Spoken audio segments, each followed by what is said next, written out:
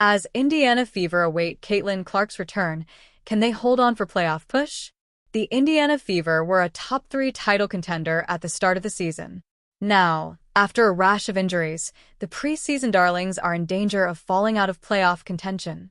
Caitlin Clark's WNBA arrival in 2024 fueled a charmed season for the Fever with record attendance, massive viewership, and a return to the postseason for the first time in 8 seasons. Her preseason quad injury this year was the first indicator that Indiana's next step into contention became more challenging than expected.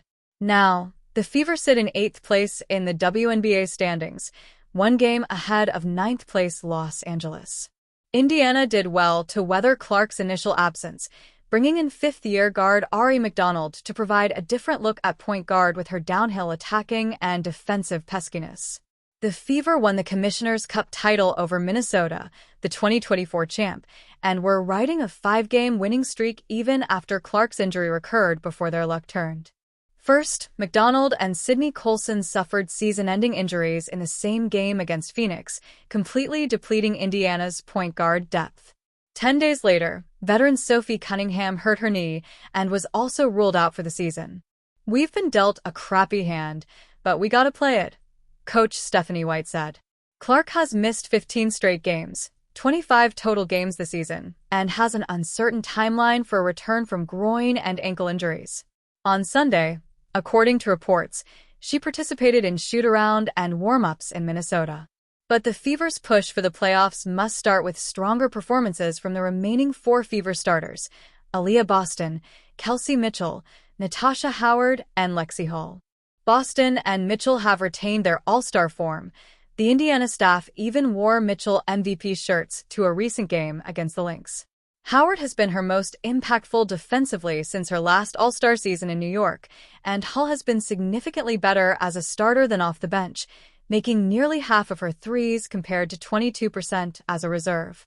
However, Mitchell and Boston have sometimes been a little slow to get involved, like when Mitchell had 4 first-half points against the Sun or Boston had 1 field goal attempt in the first half of Friday's game against Minnesota.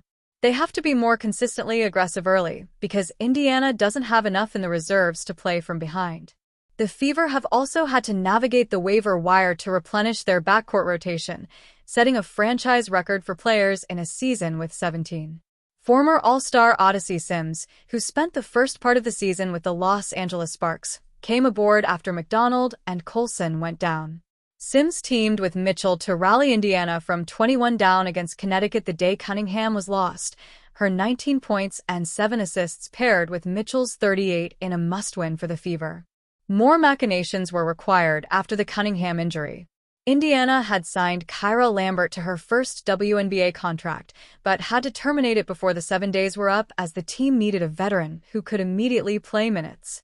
That veteran became Shea Petty, who filled in for Sims in Los Angeles as a replacement player earlier in 2025 and had to do so again Friday, when Sims had to leave with a groin injury. The Fever also added Aerial Powers as a little more insurance on the wing, where Hull is their only active player. Powers' appearance Sunday made her the 17th player to suit up for Indiana this season. The Fever take on a different identity with their new additions. Neither Sims nor Petty is a 3-point shooter of Cunningham's caliber, 43.2% this season. Both are below league average for their careers, even if Petty has been on fire in her first 2 games. That changes the spacing for the bigs, who have to work in tighter confines without Cunningham and eventually Clark pulling defenders out of the paint. As a result, Indiana is pulling Boston away from the basket to conduct the offense at the top of the key. "It takes some pressure off of our guards," White said.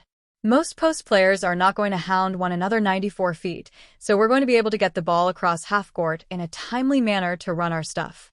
And she's a great decision maker and understands which actions to get us into.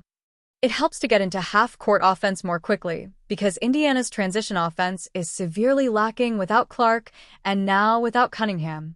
Clark delivered better outlet passes than just about anyone in the WNBA, and Cunningham filled the wings on the break to open the lane. Despite scoring 90 points against Minnesota on Friday, only 4 of them came in transition. Defensively, Indiana has more talent, but it doesn't all fit together.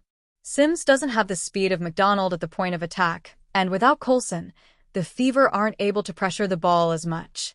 They're also lacking wing defenders, which has necessitated some creativity, such as using Brianna Turner in that spot, even though she has mostly played center in recent years.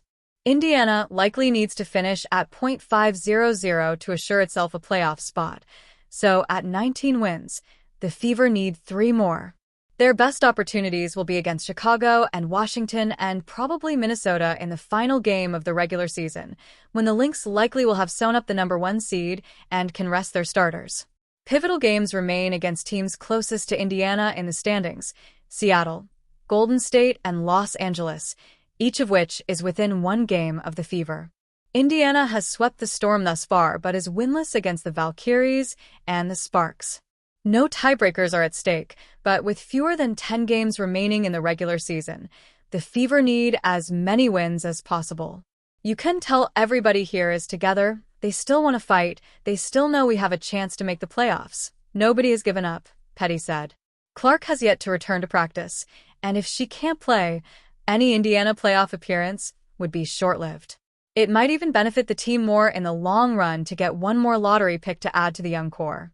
The Fever still have enough top-end talent to make the postseason, but the goalposts have moved. A playoff berth is a big drop-off from Indiana's original aim of winning a championship. It has been a season of adjustments for the Fever in more ways than one.